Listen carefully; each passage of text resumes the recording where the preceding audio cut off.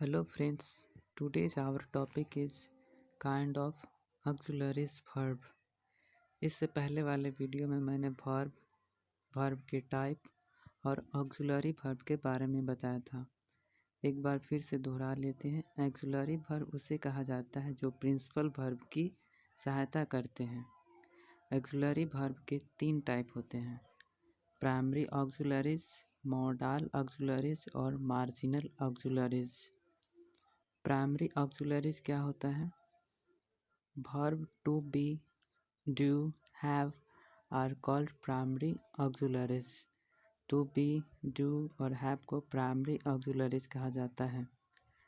To be के अंतर्गत is, be, is, am, are, was, were. Do के अंतर्गत डू, डज, डिड। हैव के अंतर्गत हैव, हैज और हैड आते हैं। इसका फंक्शन क्या होता है? नोट 1, इसका प्रयोग फुल वर्ब और हेल्पिंग वर्ब दोनों में होता है। जैसे I am happy, I am singing a song. यहाँ एम फुल वर्ब है और यहाँ एम हेल्पिंग वर्ब है, क्योंकि एम के बाद यहाँ फुल वर्ब यानी मेन वर्ब आया है, तो ये एम हमारा हेल्पिंग वर्ब होगा और ये एम हमारा फुल वर्ब होगा। क्योंकि इसमें एक ही वर्ब है, इसीलिए इसे हम फुल वर्ब कहेंगे। सेकेंड पॉइंट इज, इसके रूप भी सिंगुलर, नंबर और पर्सन के अनुसार बदलते हैं। यानी इसका जो सब्जेक्ट होता है वो नंबर और पर्सन के अनुसार बदलते रहते हैं। For example, Ram is a boy, we are boys.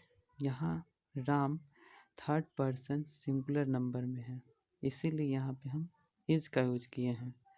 दूसरा, वी के साथ हम आर किए हैं, ये फर्स्ट पर्सन प्लूरल नंबर में है। थर्ड पॉइंट इज, ये टेंस, वॉइस और क्वेश्चन बनाने में भी सहायक होते हैं। जैसे he is playing, is he playing. ये सेंटेंस प्रेजेंट इम्परफेक्ट टेंस का है, यानी ये टेंस बनाने में भी मदद करते हैं।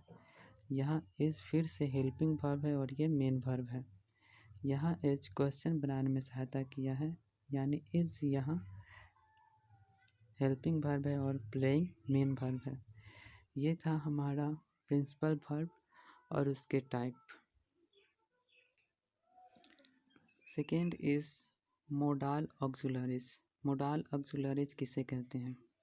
Can, could, may, might, shall, should, we, would, must, ought are called modal auxiliaries. इन सारे वर्ब को मोडाल ऑक्सिलरीज कहा जाता है। इसकी संख्या 10 होती है। इनका प्रयोग कभी भी अकेले नहीं होता है, उसके साथ हमेशा प्रिंसिपल वर्ब का होना अनिवार्य होता है। जैसे आई कैन गो, यहाँ गो मेन वर्ब है यानी प्रिंसिपल वर्ब है, इसके साथ कैन हेल्पिंग वर्ब यानी मोडाल ऑक्सिलरीज है। यू विल गो, ये भी मेन वर्ब है और यहाँ विल मोडाल ऑक्सिलरीज वर्ब है। पॉइंट नंबर 2, प्रेजेंट टेंस के किसी भी पर्सन में इसका रूप एक ही जैसा रहता है। प्रेजेंट टेंस का कोई भी पर्सन हो, इसका रूप चेंज नहीं हो सकता। जैसे we can go, you can go या ही कैन गो। ये प्रेजेंट टेंस का सेंटेंस है और यहाँ वी है, वी के साथ भी कैन है। यू है सेकेंड पर्सन, उसके साथ भी कैन है। ही थर्ड पर्सन, उसके साथ भी कैन का यूज किया गया, यानी इसका रूप कभी भी चेंज नहीं हो सकता। थर्ड फंक्शन इज, इसका इन्फिनेटिव या पार्टिसिपल फॉर्म्स नहीं होता। जैसे टू कैन हम नहीं लिख सकते, ये गलत हो जाएगा। टू विल भी नहीं बनाया जा सकता। सेलिंग और शुडिंग ऐसे भी लिखना गलत माना जाता है। ये हमेशा अपने मेन फॉर्म यानी कैन का कैन ही होगा, विल का विल ही होगा, सेल का सेल ही हो सकता है और शुड का शुड, इसके रूप में हम चेंज नहीं कर सकते। थर्ड है मार्जिनल ऑक्सिलरीज। मार्जिनल ऑक्सिलरीज क्या होते हैं?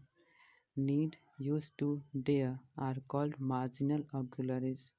नीड, डेयर और यूज को मार्जिनल ऑक्सिलरीज कहा जाता है। It is also called semi modal auxiliaries. इसे सेमी मोडाल ऑक्सिलरीज भी कहा जाता है। इसका प्रयोग कभी फुल वर्ब और कभी मोडाल ऑक्सिलरीज वर्ब जैसा होता है, जैसे आई नीड अ पेन। यहाँ मुझे एक पेन की ज़रूरत है। नीड फुल वर्ब है और यहाँ I need to go there, मुझे वहाँ जाने की ज़रूरत है। यहाँ नीड